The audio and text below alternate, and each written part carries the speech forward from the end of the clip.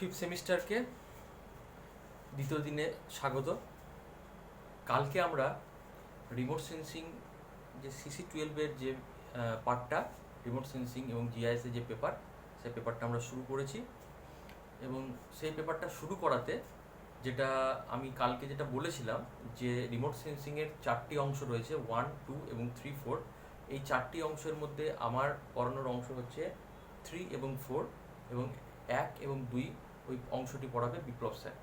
এবার যেহেতু 3 এবং 4 যে বিষয়টি রয়েছে, সেই 3-4 বিষয়টিকে বোঝার জন্য আমাদেরকে 1 এবং 2 ওই অংশটুকু বোঝা দরকার। সেই জন্য আমি কালকে শুরু করেছিলাম কিন্তু 1 এবং 2 এর বিষয়টি। তো তোমাদের যে কোর্সের যে নামটা, সেটা হচ্ছে CC12। সেই CC12-এর মধ্যে আমরা দেখছি কি আছে, রিমোট সেন্সিং। তো এই যে রিমোট সেন্সিং পার্টটার কালকে আমরা কি পড়েছিলাম সেটা একবার সামারাইজ করে দিই। কালকে আমরা পড়েছিলাম কি, রিমোট সেন্সিং কি, what is remote sensing. Remote sensing কি, তারপর কি পড়েছিলাম, stages of remote sensing. Stages of remote sensing.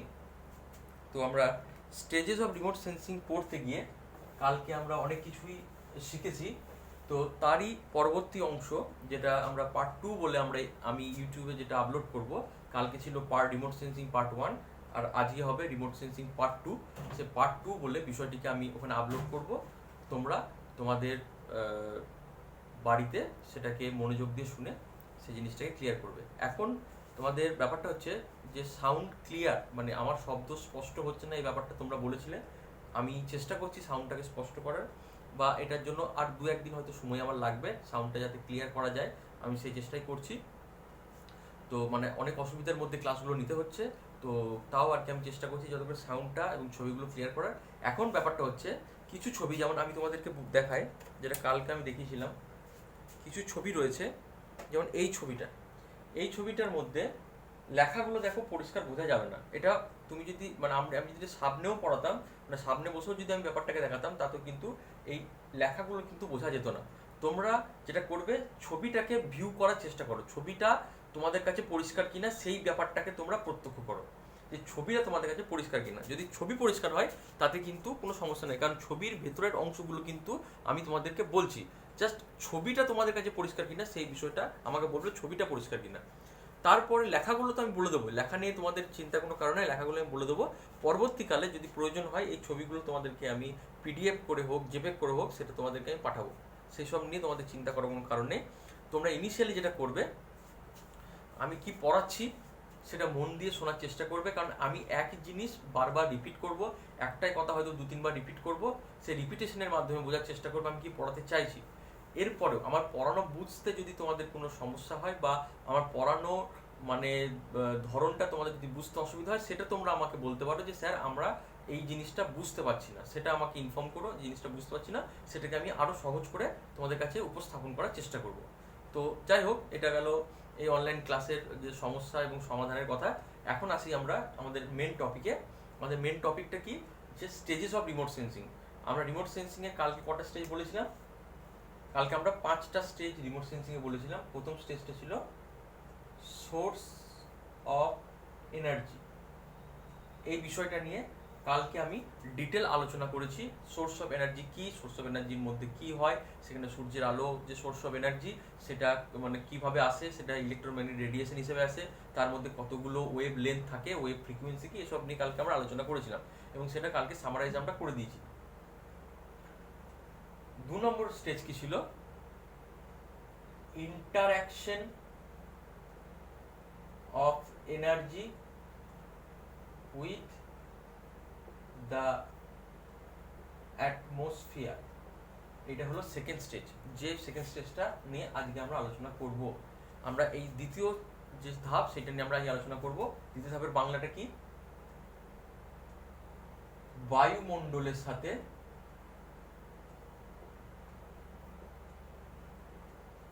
শক্তির প্রতিক্রিয়া, শক্তির প্রতিক্রিয়া। তাহলে আজকে আমরা আলোচনা করছি আমাদের রিমোট সেন্সিং এর দ্বিতীয় ধাপ নিয়ে। দ্বিতীয় ধাপটার নাম হচ্ছে বায়ুমণ্ডলের সাথে শক্তির প্রতিক্রিয়া। ব্যাপারটা কীরকম? কালকে আমরা এই 1 নম্বর স্টেজ যেটা পড়েছি, সোর্স অফ এনার্জি, সূর্যটাকে দেখতে পাচ্ছি। সূর্য থেকে যে রশ্মিগুলো, লাল রঙের যে রশ্মিগুলো বেরিয়ে আসছে, এই রশ্মিগুলো যখন পৃথিবীতে আসার আগে, মানে এই জায়গাটাতে আসার আগে, এই অঞ্চলটাতে কিন্তু এনার্জিটা কি হচ্ছে না প্রতিক্রিয়া করছে। এই অঞ্চলটাতে কে আছে? এই অঞ্চলটাতে আছে অ্যাটমসফিয়ার।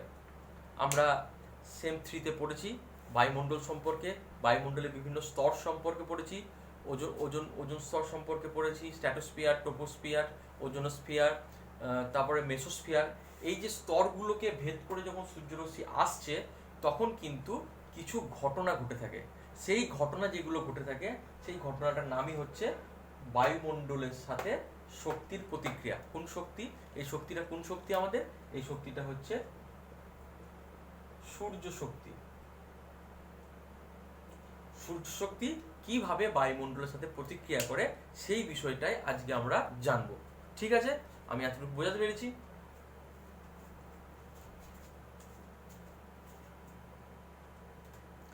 ঠিক আছে, এবার আমি তাহলে এই দ্বিতীয় পর্যায়ে একটু ডিটেলিংটা করে দিই।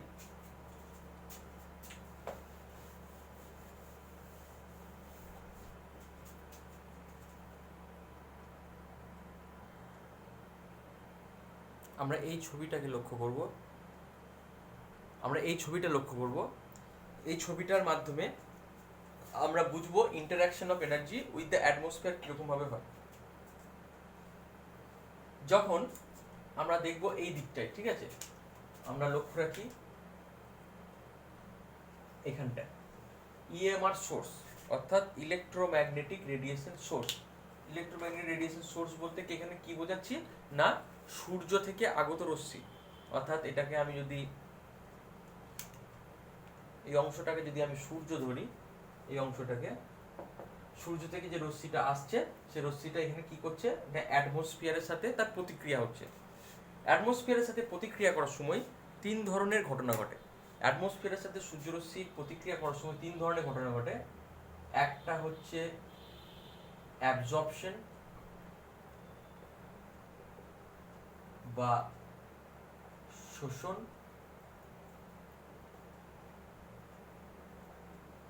শোষণ। 2 হচ্ছে স্ক্যাটারিং বা এটাকে বলছে বিচ্ছুরণ। আর 3 হচ্ছে রিফ্র্যাকশন।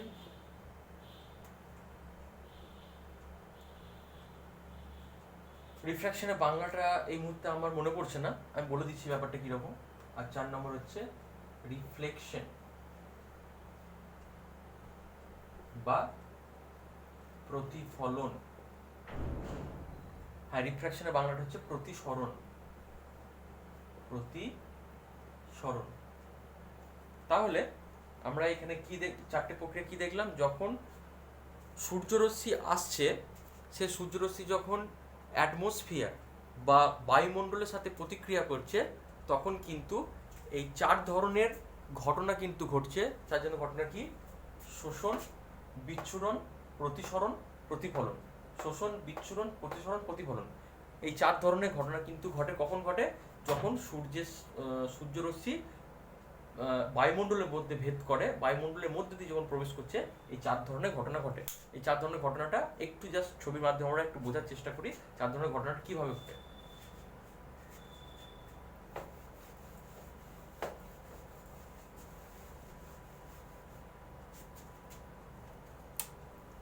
দেখো, এই ছবিটার মধ্যে আমরা বুঝতে পারছি সূর্যরশ্মি এখানে স্ক্যাটারিং হচ্ছে। স্ক্যাটারিং এখানে কার দ্বারা হয়ে থাকে? সূর্যরশ্মি।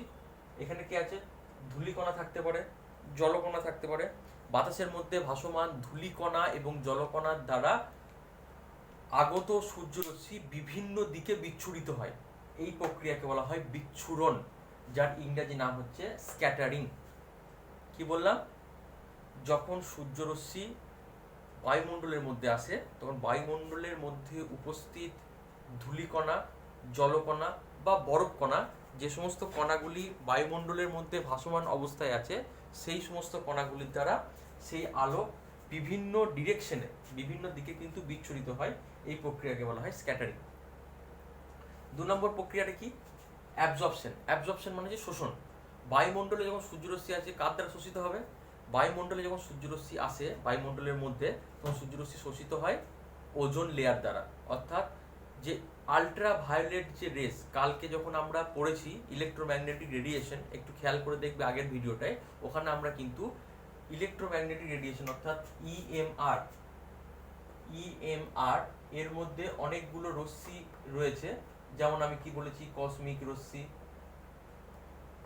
Plus X rays plus UV rays plus visible rays plus microwave plus infrared plus radio wave.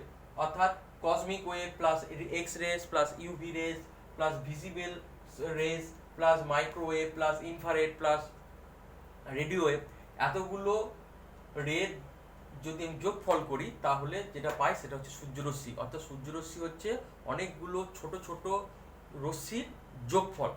তো এই রশ্মিগুলোর মধ্যে একটা রশ্মি আছে যে রশ্মির নাম হচ্ছে আলট্রা ভায়োলেট রেস বা অতিবেগুনি রশ্মি। সেই অতিবেগুনি রশ্মি কোথায় শোষিত হয়? বায়ুমণ্ডলের ওজোনোস্ফিয়ারে কিন্তু শোষিত হয়ে যায়। অর্থাৎ আগত সূর্যরশ্মি বায়ুমণ্ডলের ওজোন স্তর দ্বারা ইউভি রেসটা কিন্তু শোষিত হয়। তাহলে অ্যাবজর্পশন প্রক্রিয়াটা কোথায় বেশি সব থেকে হয়ে থাকে? সেটা সব থেকে বেশি হয়ে থাকে ওজোন স্তরে। 2 নম্বর অ্যাবজর্পশন হয় আমাদের ট্রোপোস্ফিয়ারে। ট্রোপোস্ফিয়ারে অ্যাবজর্পশনটা কোথায় হয়? যেখানে জলীয় বাষ্প বেশি আছে। অর্থাৎ জলীয় বাষ্প যদি বেশি থাকে বাতাসের মধ্যে তাহলে কি হয় না, সেই জলীয় বাষ্প কিন্তু সূর্যরশ্মিকে শোষণ করতে সাহায্য করে। তাহলে সেখানে অ্যাবজর্পশন প্রক্রিয়াটা কাজ করছে। তাহলে অ্যাবজর্পশন, স্ক্যাটারিং এই দুটো প্রক্রিয়া আমরা বুঝলাম। যখন সূর্যরশ্মি বায়ুমণ্ডলের মধ্যে দিয়ে আসছে দুটো প্রক্রিয়া আমরা সম্পন্ন করলাম, একটা হচ্ছে বিচ্ছুরণ প্রক্রিয়া, একটা হচ্ছে শোষণ প্রক্রিয়া। 3 নম্বর প্রক্রিয়ার নাম হচ্ছে রিফ্লেকশন। রিফ্লেকশন কোনটা? যদি সাপোজ সূর্যরশ্মি আসছে, আস্তে আস্তে হঠাৎ মেঘের সাথে ধাক্কা লাগলে, এই যেমন এখানটায় মেঘের সাথে ধাক্কা লাগলে কিন্তু সূর্যরশ্মি মেঘ থেকে কিন্তু আবার সূর্যরশ্মি ফিরে যায়। এই প্রক্রিয়াটাকে বলছি প্রতিফলন। সেটা ওখানে প্রতিফলন ছাড়াও কিন্তু স্ক্যাটারিং হতে পারে। অর্থাৎ স্ক্যাটারিং আমি অবলিক দিয়ে রিফ্লেকশন লিখলাম।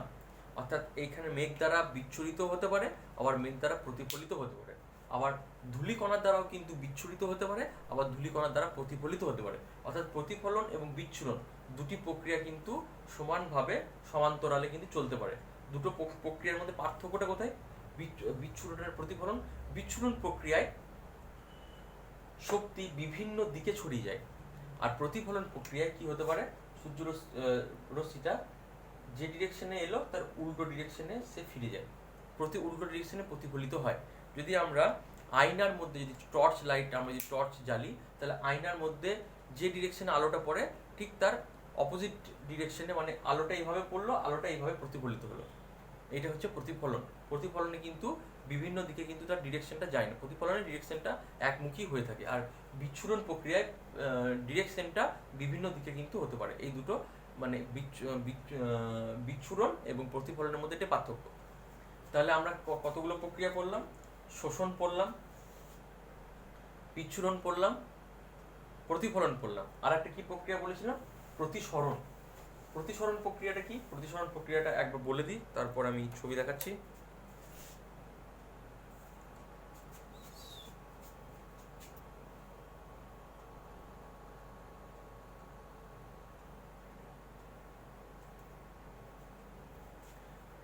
প্রতিসরণ প্রক্রিয়া হচ্ছে আলোক শক্তি যখন এক মাধ্যম থেকে অন্য মাধ্যমে সঞ্চারিত হয় তখন আলোক শক্তি কি হয়, কি তার গতিবিধি পরিবর্তিত হয়। আমি রিপিট করছি, প্রতিসরণ প্রক্রিয়া হচ্ছে সেই প্রক্রিয়া যেখানে আলোক শক্তি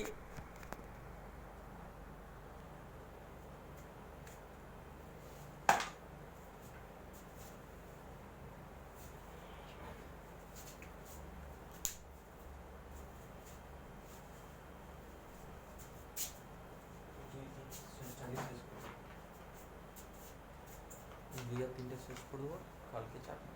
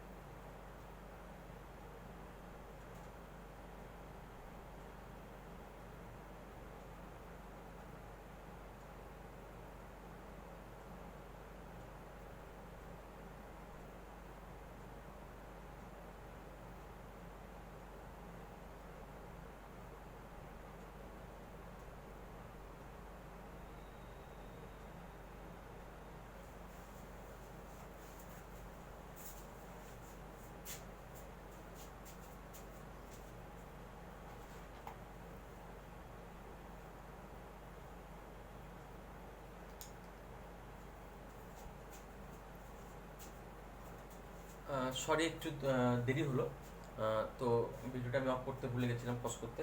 তো এখানে আমি বুঝবো অ্যাটমসফিয়ারিক উইন্ডো কি। তো অ্যাটমসফিয়ারিক উইন্ডোটা হচ্ছে যে আমরা দ্বিতীয় পর্যায়ে আমরা কি দেখলাম, দ্বিতীয় পর্যায়ে আমরা দেখলাম কি না, দ্বিতীয় পর্যায়ে আমরা দেখলাম যে শোষণ বলে একটা প্রক্রিয়া আছে। শোষণটা কি না, যখন শক্তি কি হচ্ছে না অ্যাটমসফিয়ার বা বায়ুমণ্ডলের মধ্যে যখন প্রবেশ করছে, কিছুটা পরিমাণ শক্তি কিন্তু অ্যাবজর্ব হয় বা শোষিত হয়। সে শোষিত হয় কোথায় না, আমি বললাম বেশিরভাগ শোষণটা হয়ে থাকে কোথায় না, ওজোনোস্ফিয়ারে। ওজোনোস্ফিয়ারে আলট্রাভায়োলেট রেস বা অতিবেগুনি রশ্মি এটা সব থেকে বেশি শোষিত হয়ে থাকে।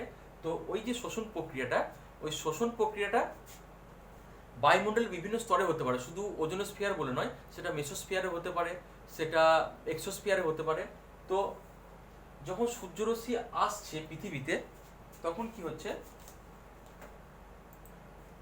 সূর্যরশ্মি পৃথিবীতে আসছে তখন কি হচ্ছে না, বায়ুমণ্ডলে কিছুটা পরিমাণ সূর্যরশ্মি শোষিত হয়।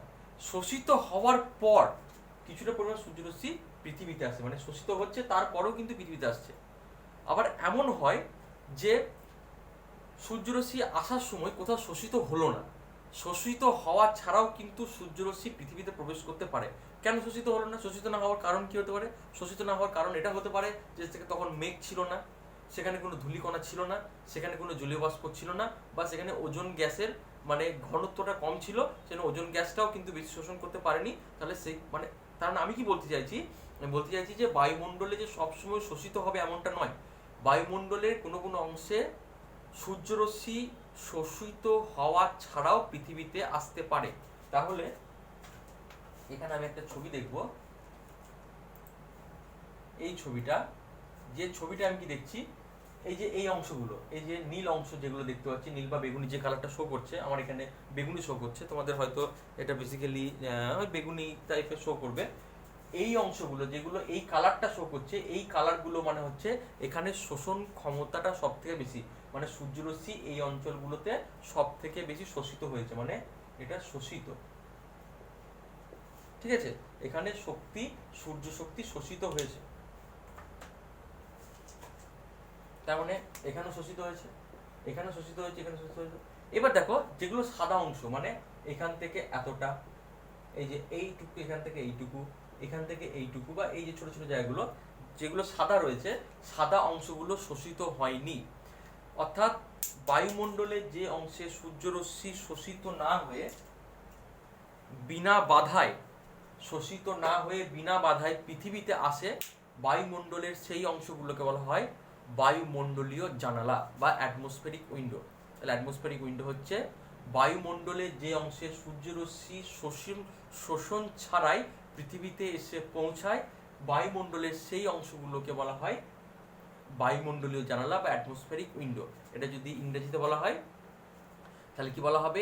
The portion of the atmosphere where the energy can easily penetrate without any absorption is called atmospheric window. আমি অ্যাটমসফেরিক উইন্ডো বা বায়ুমণ্ডলীয় জানলার ডেফিনেশনটা আমি বোর্ডে বাংলায় লিখে দিচ্ছি, তোমরা ভিডিওটাকে পজ করে সেটা খাতায় লিখে নিও, ঠিক আছে? পরে আমি এটার মেটেরিয়াল আমি পরে পাঠাবো, কিন্তু আপাতত তোমাদের প্রশ্ন উত্তরের জন্য আমি বোর্ডে উত্তরটা লিখে দিচ্ছি।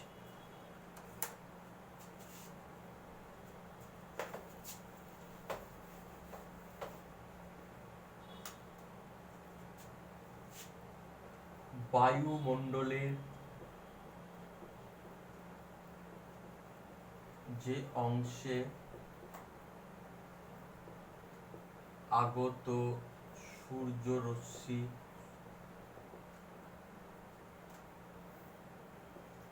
শোষণ ছাড়াই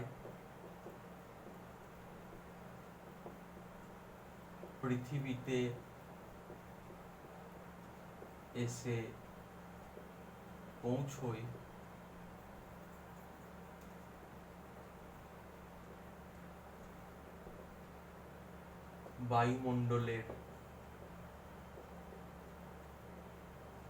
বায়ুমণ্ডলের সেই অংশকে বলা হয় বায়ুমণ্ডলীয়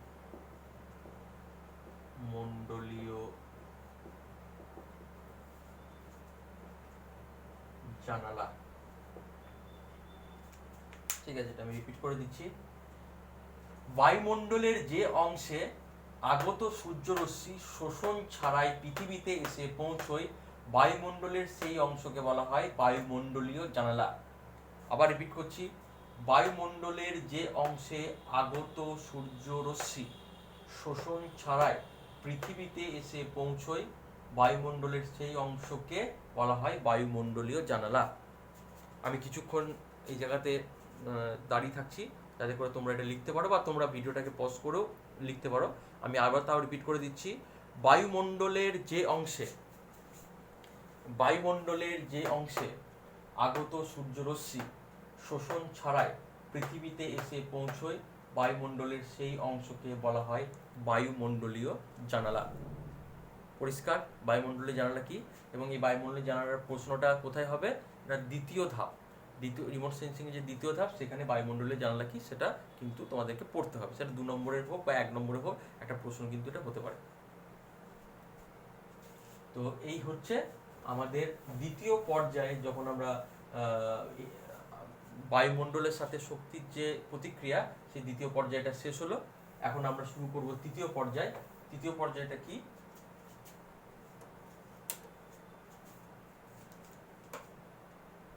তৃতীয় পর্যায় হচ্ছে সূর্যরশ্মি কোথায় এসছে? সূর্যরশ্মি পৃথিবীতে এসে পৌঁছেছে। ঠিক আছে, সূর্যরশ্মি কি করেছে না পৃথিবীতে এসে পৌঁছেছে। যখনই সূর্যরশ্মি পৃথিবীতে এসে পৌঁছাবে, পৃথিবীতে কার উপর সূর্যরশ্মিটা পড়বে? পৃথিবীর উপর অবস্থিত বিভিন্ন বস্তুর উপর এই সূর্যরশ্মিটা কিন্তু পড়বে। বিভিন্ন বস্তু মানে সেটা জলভাগ, স্থলভাগ, উদ্ভিদ, প্রাণী, প্রত্যেকটা বস্তু, পৃথিবীতে যত বস্তু আছে প্রত্যেকটা বস্তুর উপর সেই সূর্যরশ্মিটা কিন্তু এসে পড়বে। অর্থাৎ 3 নম্বর যে ধাপটা, 1, 2, 3, পৃথিবীর উপর অবস্থিত বিভিন্ন বস্তুর সাথে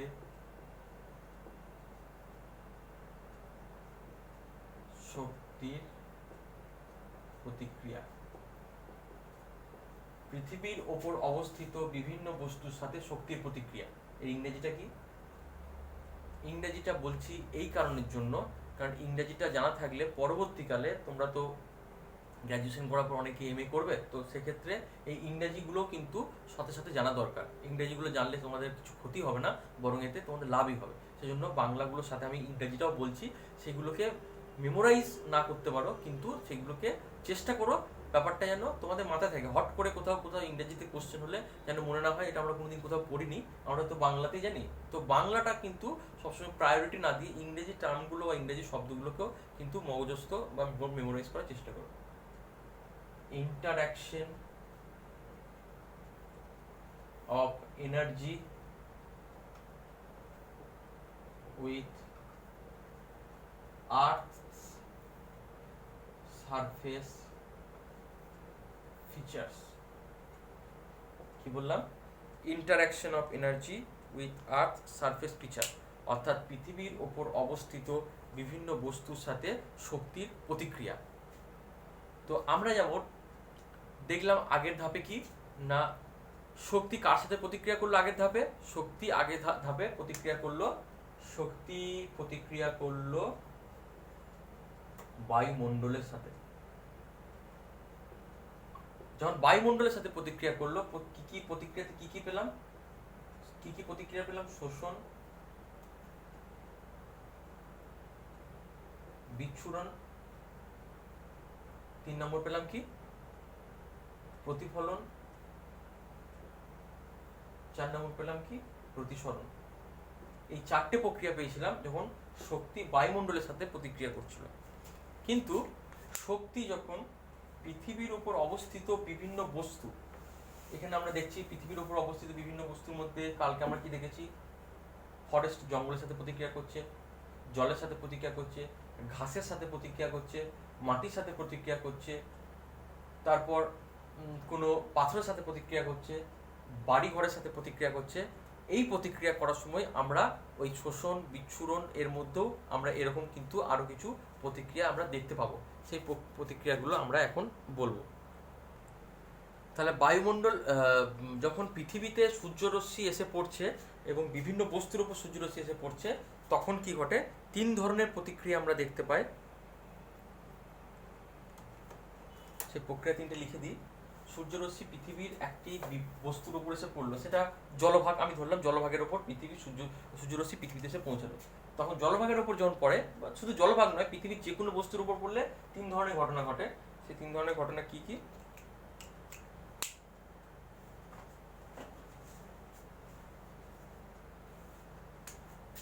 ঘটনা হচ্ছে শোষণ বা অ্যাবজর্পশন,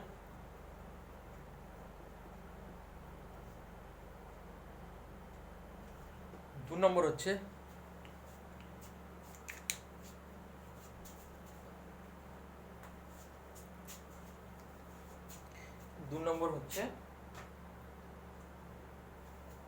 প্রতিফলন, যেগুলো আমরা যখন বায়ুমণ্ডলের সাথে ইন্টারাকশন করলাম তখন কিন্তু সেম একই ধরনের প্রক্রিয়া কিন্তু হয়েছে, প্রতিফলন।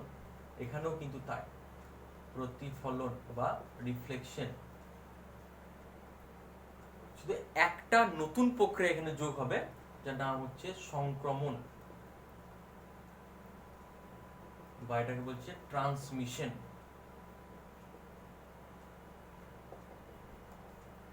তাহলে 3টে প্রক্রিয়া আমরা পড়ছি।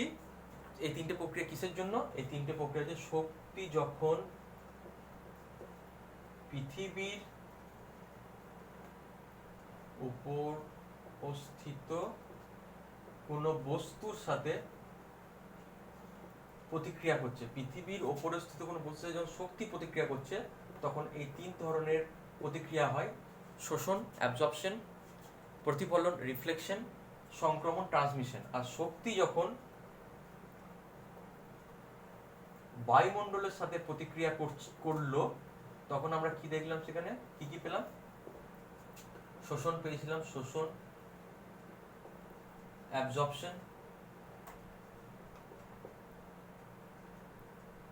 প্রতিফলন, রিফ্লেকশন। 3 নম্বর কি পেলাম? প্রতিসরণ, রিফ্র্যাকশন। আর 4 নম্বর কি পেলাম? বিচ্ছুরণ বা স্ক্যাটারিং।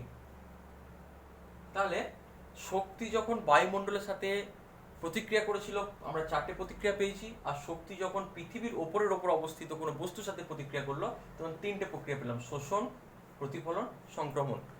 এই ব্যাপারটা এবার ছবির দ্বারা বোঝাবো কিভাবে বস্তুর ওপর প্রতিক্রিয়া করছে।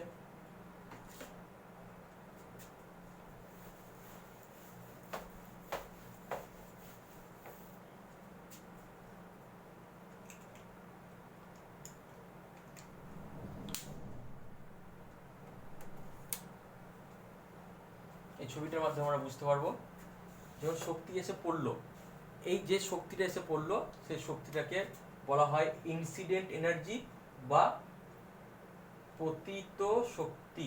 যে শক্তিটা এসে পড়লো পতিত শক্তি, যেটাকে আমরা E1 দিয়ে প্রকাশ করি। E1 দিয়ে প্রকাশ করি। পতিত সূর্যরশ্মিটা যখন পড়লো তখন 3টে ঘটনা ঘটলো।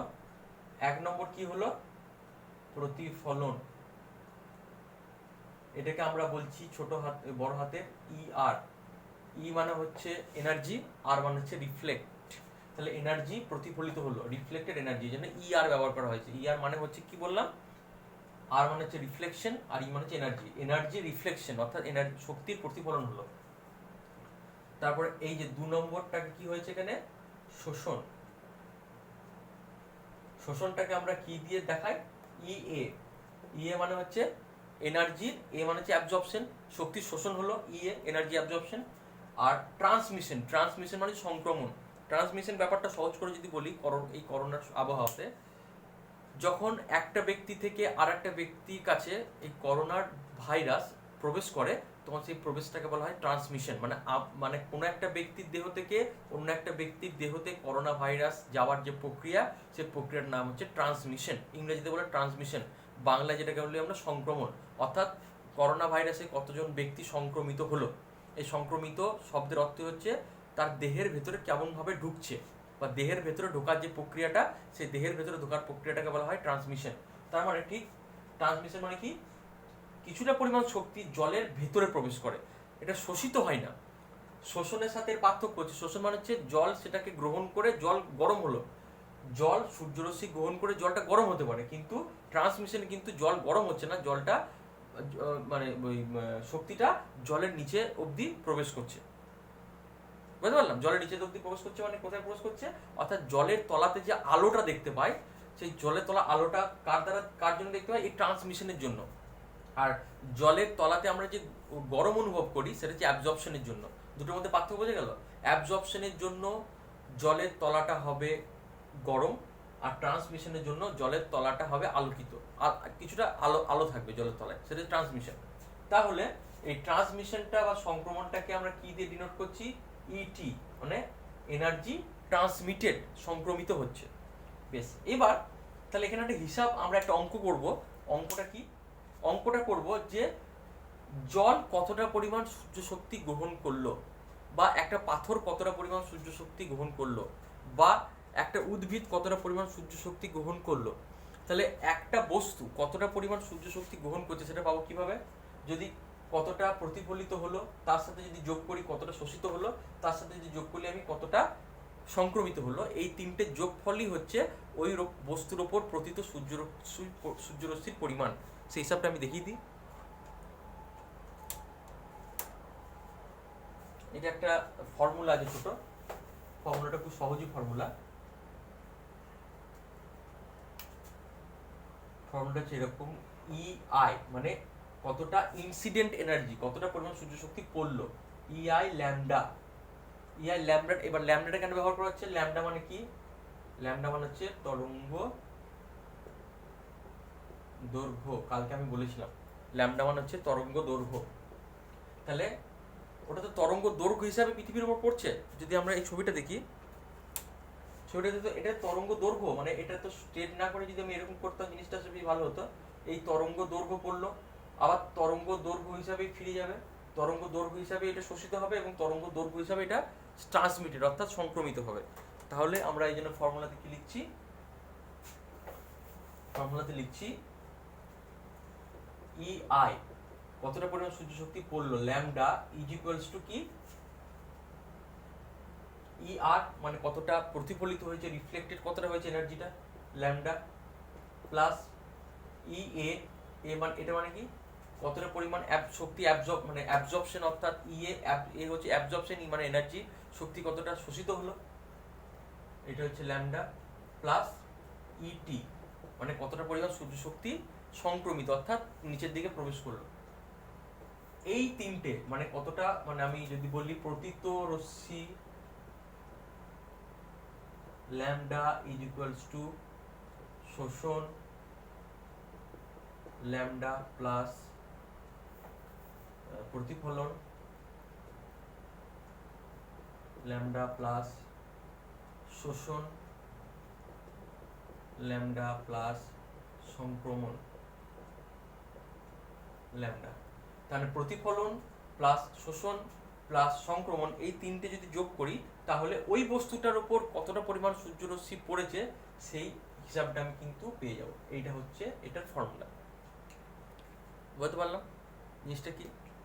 তাহলে এই জিনিসটা আমরা কি বললাম, যে পৃথিবীতে যখন সূর্যরশ্মি আসছে, পৃথিবীতে সূর্যরশ্মি আসার সাথে সাথে সূর্যরশ্মিটা পৃথিবীর ওপর অবস্থিত বিভিন্ন বস্তুর সাথে সে কি করছে না, প্রতিক্রিয়া করছে। তিনটে প্রতিক্রিয়া করে, একটা হচ্ছে শোষণ, একটা হচ্ছে প্রতিফলন এবং একটা হচ্ছে সংক্রমণ। শোষণ মানে বস্তু দ্বারা শোষিত হবে, রিফ্লেকশন মানে প্রতিফলিত হবে, এবং ট্রান্সমিশন মানে হচ্ছে নিচের দিকে প্রবেশ করবে। এইবার এখানে কতগুলো ছোট ছোট জিনিস আমরা বলবো। শোষণ আর প্রতিফলনটা কিন্তু নির্ভর করে বস্তু কার ওপর পড়ছে তার উপর। যদি ধরি আমি বরফের তল আর যদি ধরি আমি বালির তল আর যদি ধরি আমি উদ্ভিদের তল, তাহলে বরফের তলে কি হবে, বরফে যদি সূর্যরশ্মি এসে পড়ে তাহলে বরফে শোষণ কম হবে কিন্তু প্রতিফলন বেশি হবে, তাই তো? বরফের তলে বা বরফের সারফেসে শোষণ কম, প্রতিফলন বেশি। বালির তলে কি হবে, শোষণটা সেখানে বেশি হবে, প্রতিফলনটা সেখানে কম হবে। বুঝতে পারলাম? উদ্ভিদের তলে কি হবে, উদ্ভিদের তলের ব্যাপারটা নির্ভর করছে উদ্ভিদটা কেমন উদ্ভিদ তার উপর। যদি ঘন জঙ্গল হয়, ঘন জঙ্গল হলে শোষণ বেশি, প্রতিফলন কম হতে পারে, অথবা প্রতিফলনও বেশি হতে পারে। আবার যদি ধরে নাও, আমি ধরে নিই যদি বড় বড় পাতা মানে নিরক্ষীয় অঞ্চলে কি হয়, সেখানে প্রতিফলনটা বেশি হওয়ার সম্ভাবনা থাকতে পারে, আবার উদ্ভিদের পাতা দ্বারা মানে শোষিত হওয়ার সম্ভাবনা বেশি থাকতে পারে। মানে এই যে শোষণ বা প্রতিফলন, এই ব্যাপারটা নির্ভর করছে পৃথিবীর কোন ধরনের বস্তুর সঙ্গে সে প্রতিক্রিয়া করছে, সে বস্তুর ভিত্তিতে তার প্রতিফলন এবং শোষণের প্রকৃতি কিন্তু পরিবর্তিত হতে পারে। তাহলে এই প্রতিফলন এবং শোষণ বিষয়টা কিন্তু সম্পূর্ণ নির্ভর করে কার উপর, পৃথিবীর উপর অবস্থিত বস্তুর উপর। বস্তুটা কি বস্তু এবং বস্তুর শোষণ ক্ষমতা এবং প্রতিফলন ক্ষমতা কেমন, তার উপর কিন্তু এই শোষণ এবং প্রতিফলন ব্যাপারটা নির্ভর করে। এবং এই জিনিসটার উপর, এই প্রতিফলন এবং শোষণের উপরই কিন্তু আমাদের রিমোট সেন্সিং এর তথ্য কেমন হবে সেটা নির্ভর করে। শোষণ আর প্রতিফলন এই দুটোর উপর নির্ভর করছে রিমোট সেন্সিং তথ্য কেমন রেকর্ড হবে। সেন্সিং তথ্য সংগ্রহের প্রকৃতি, রিমোট সেন্সিং তথ্য সংগ্রহের প্রকৃতি সম্পূর্ণভাবে নির্ভর করে কার উপর না, পৃথিবীর ওপর বস্তুটা কতটা শোষণ করছে শক্তিটাকে আর কতটা শক্তিটাকে প্রতিফলিত করছে তার উপর। বুঝতে পারলাম? এবার এখানে আগে যেমন আমরা অ্যাটমসফেরিক উইন্ডো 2 নম্বর ধাপে যেমন আমরা বায়ুমণ্ডলীয় জানলা নামে একটা আমরা শব্দ পড়লাম, সেরকমই 3 নম্বর ধাপে আমরা একটা শব্দ পড়ব, যে শব্দটার নাম হচ্ছে স্পেকট্রাল সিগনেচার, বা এটার যদি আমি বাংলা করি তাহলে যে বাংলাটা হবে, বাংলাটা আমি বলে দিচ্ছি। এটার বাংলা হচ্ছে বর্ণালীগত প্রতিফলন। স্পেকট্রাল সিগনেচারের যে বাংলাটা, সেই বাংলাটা আমি লিখে দিচ্ছি, বর্ণালীগত প্রতিফলন। ব্যাপারটা কি, খুব সহজে আমি এটা বোঝানোর চেষ্টা করব। এটাও কিন্তু একটা 2 মার্কসের প্রশ্ন, যে স্পেকট্রাল সিগনেচার কি, এই অ্যাটমসফিয়ারিক উইন্ডোর মতনই, সেটা আমি একটু আগে বোঝানোর চেষ্টা করি ছবি দিয়ে, তারপর জিনিসটা আমি পরিষ্কার করে দিচ্ছি। বর্ণালীগত প্রতিফলন বা স্পেকট্রাল সিগনেচার।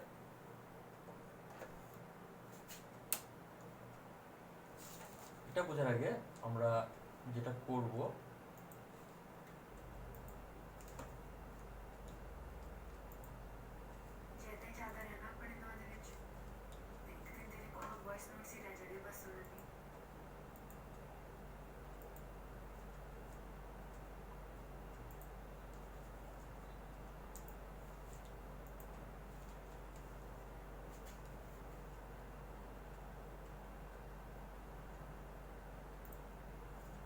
এই যে আমরা এই ছবিটা দেখছিলাম, যে শক্তিটা বস্তু থেকে প্রতিফলিত হয়ে ফিরে যাচ্ছে, এই ফিরে যাওয়াটা নির্ভর করছে বস্তুটি কি বস্তু তার উপর।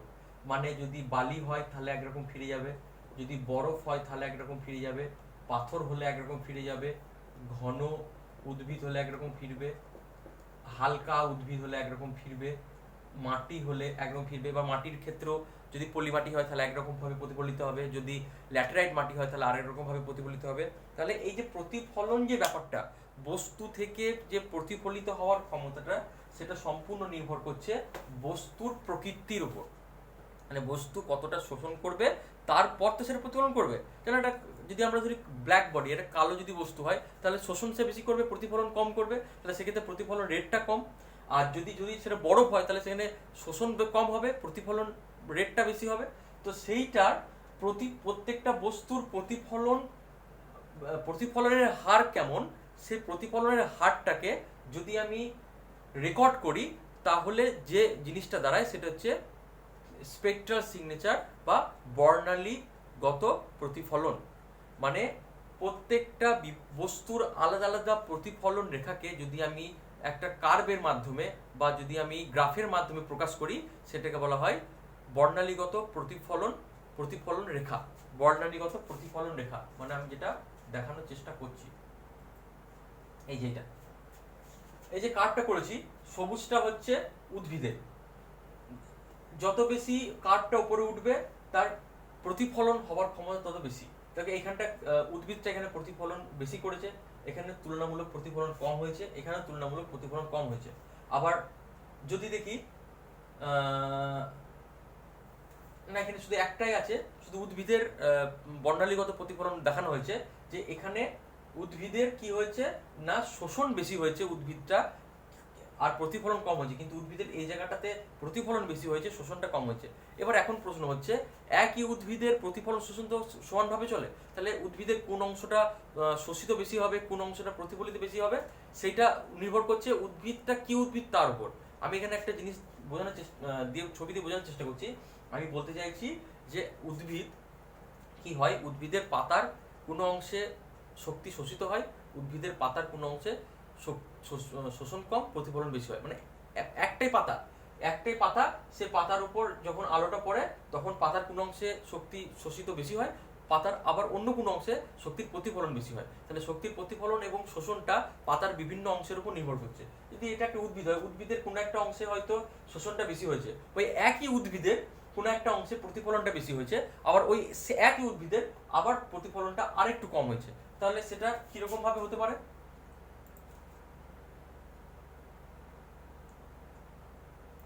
এখানে আমি একটা পাতাকে দেখিয়েছি, উদ্ভিদের পাতা, ছবিটা নিশ্চয়ই একটু বোঝা যাচ্ছে। এই উদ্ভিদের পাতাতে সূর্যরশ্মি হয়তো এখানে বেশি শোষিত হয়েছে, এখানে বেশি প্রতিফলিত হয়েছে, এখানে বেশি শোষিত হয়েছে, এখানে বেশি শোষিত হয়েছে। তাহলে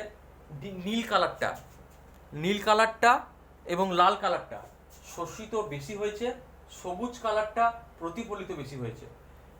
এবার যে কালারটা প্রতিফলিত বেশি হয় বা যে রংটা প্রতিফলিত বেশি হয়, সেই রংটাই কিন্তু আমরা চোখে দেখতে পাই।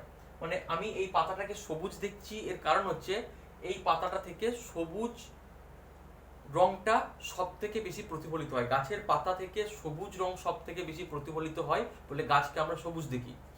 জল থেকে নীল রংটা বেশি প্রতিফলিত হয় বলে জলকে আমরা কি দেখি না, জলকে আমরা নীল দেখি।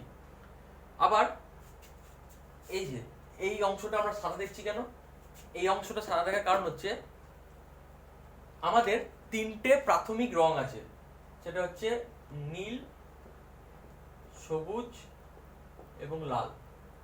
এই তিনটে রং হচ্ছে প্রাথমিক রং।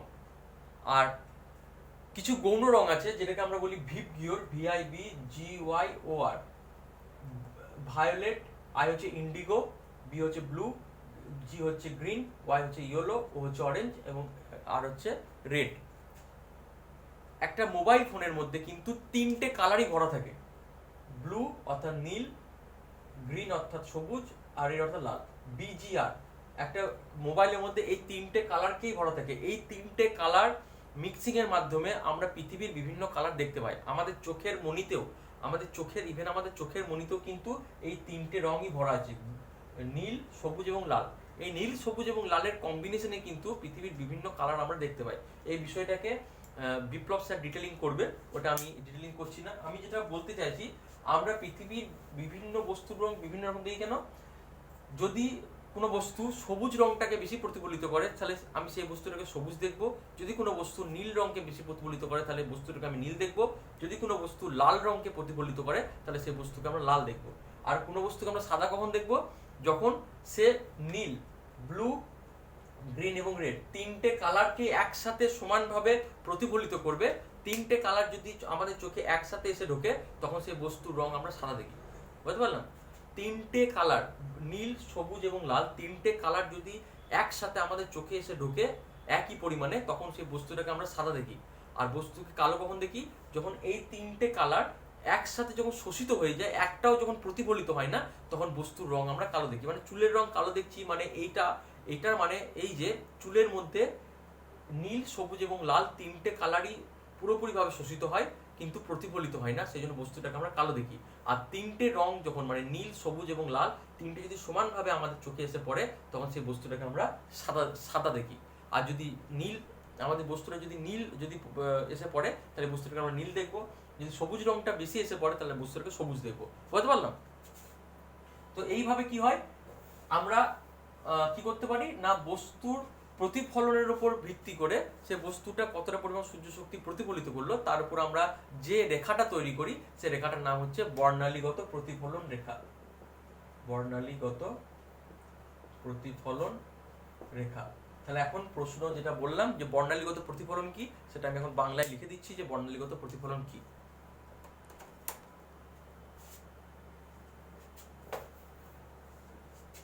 বর্ণালীগত প্রতিফলন,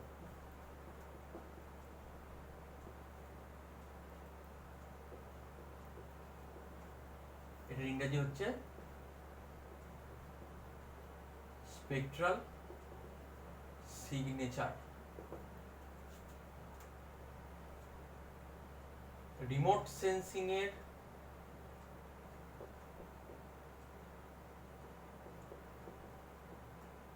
তৃতীয় ধাপে সূর্যরশ্মি পৃথিবীর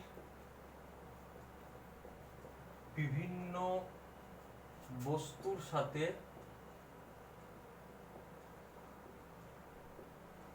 প্রতিক্রিয়া করে, সেখানে বস্তুর প্রকৃতির ভিত্তিতে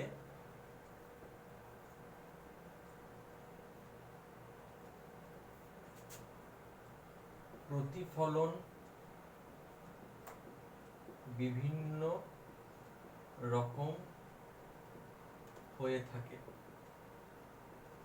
অর্থাৎ কোথাও কম প্রতিফলন হয়,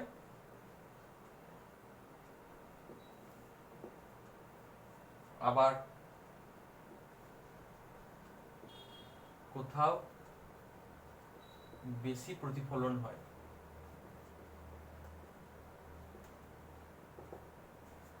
পৃথিবীর উপর অবস্থিত বিভিন্ন বস্তুর বিভিন্ন প্রতিফলনের প্রকৃতিকে বলা হয় বলে বর্ণালীগত প্রতিফলন। তাহলে আমি পুরো ব্যাপারটা একবার পড়ছি আস্তে আস্তে। বর্ণালীগত প্রতিফলন কি? এর উত্তর কি হবে? এর উত্তর হচ্ছে রিমোট সেন্সিং এর তৃতীয় ধাপে সূর্যরশ্মি পৃথিবীর বিভিন্ন বস্তুর সাথে প্রতিক্রিয়া করে। সেখানে বস্তুর প্রকৃতির ভিত্তিতে প্রতিফলন বিভিন্ন রকম হয়ে থাকে, অর্থাৎ কোথাও কম প্রতিফলন হয়, আবার কোথাও বেশি প্রতিফলন হয়। পৃথিবীর উপর অবস্থিত বিভিন্ন বস্তু বিভিন্ন প্রতিফলনের প্রকৃতিকে বলা হয় বর্ণালীগত প্রতিফলন। আমি আবার রিপিট করছি পুরো লেখাটা। বর্ণালীগত প্রতিফলন কি? রিমোট সেন্সিং এর তৃতীয় ধাপে সূর্যরশ্মি পৃথিবীর বিভিন্ন বস্তুর সাথে প্রতিক্রিয়া করে। সেখানে বস্তুর প্রকৃতির ভিত্তিতে প্রতিফলন বিভিন্ন রকম হয়ে থাকে, অর্থাৎ কোথাও কম প্রতিফলন হয়, আবার কোথাও বেশি প্রতিফলন হয়। পৃথিবীর ওপর অবস্থিত বিভিন্ন বস্তুর বিভিন্ন প্রতিফলনের প্রকৃতিকে বলা হয় বর্ণালীগত প্রতিফলন। বুঝতে পারলাম? তাহলে এটা 2 নম্বরের প্রশ্ন, বর্ণালীগত প্রতিফলন কি হলো। এই বর্ণালীগত প্রতিফলনের মধ্যে দিয়ে আজকে আমরা করলাম কি, আজকে আমরা রিমোট সেন্সিং এর 2 এবং 3 এই দুটো ধাপ শেষ করলাম। তাহলে আজকের যেটা পড়া হলো সেটাকে আমি আজকে সামারাইজ করছি, মন দিয়ে সামারাইজটা শুনবে।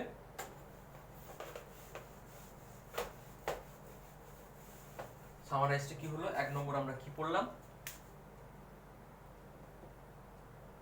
বায়ুমণ্ডলের সাথে